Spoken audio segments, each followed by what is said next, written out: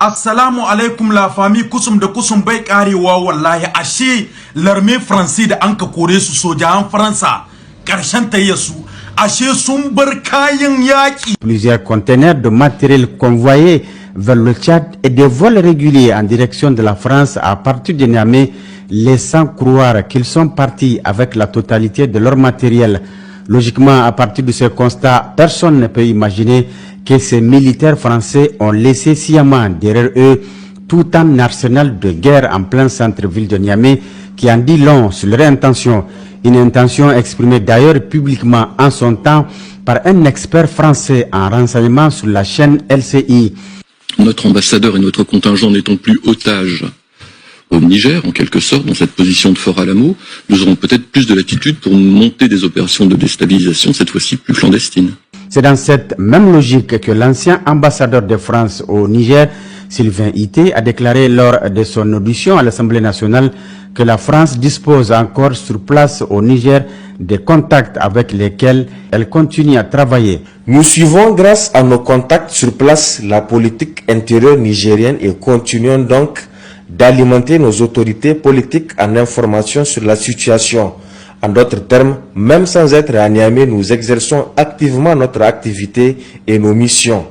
Malgré ces déclarations qui expriment l'opinion ambiante en France, Macron et son gouvernement ont choisi la voie du déni. Mais la découverte de tous ces matériels militaires faits dans cette maison située au quartier Francophonie, extension Tchangaré, occupée par des instructeurs militaires français jusqu'à leur départ, bat en brèche ce déni et apporte une preuve supplémentaire de la mise en œuvre de cette stratégie de déstabilisation de notre pays. En effet, des perquisitions opérées les 19 et 20 février 2024 dans cette maison et dans les locaux du siège de Cap Sahel à Niamey par une équipe mixte de la gendarmerie, de la police scientifique et de la police judiciaire ont permis de faire une découverte qui donne froid au dos.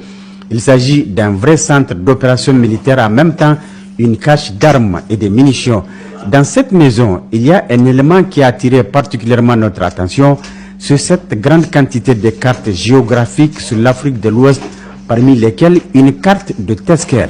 localité nigérienne très connue dans laquelle on a découvert récemment des mines et des missiles sol-air de longue portée qui nous renvoient au souvenir chaotique de Rwanda du 7 avril 1994. Ou encore cette carte de la ville de Niamey sur laquelle toutes les places stratégiques de la capitale sont soigneusement identifiées et marquées. À quelle fin s'agit-il des cibles des probables attaques? Quand on ajoute à cette planification minutieuse des lance-roquettes anti-chars, des fusils d'assaut, des drones, des grenades, d'énormes quantités de munitions, des véhicules 4x4 dont certains sont sans plaque d'immatriculation mais sur lesquels ils ont prévu des fausses plaques et bien d'autres matériels, il s'avère clair que nous sommes en présence d'une vraie stratégie militaire qui ne fait point de mystère sur son objectif. Cette stratégie de déstabilisation de notre pays repose sur une idéologie bizarre écrite en rouge sur ce tableau d'affichage dans leur salle d'opération qui dit ceci: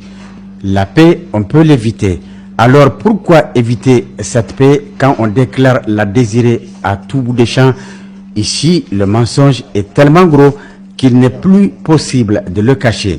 Mais quand on construit un partenariat sur du faux, il y a toujours un élément qui trahit le subconscient et le refoulé remonte à la surface pour révéler au grand jour le désir caché. Au stade actuel de nos rapports avec la France, il ne s'agit plus de désirs cachés, mais plutôt d'actions soigneusement planifiées pour semer le chaos à Niamey.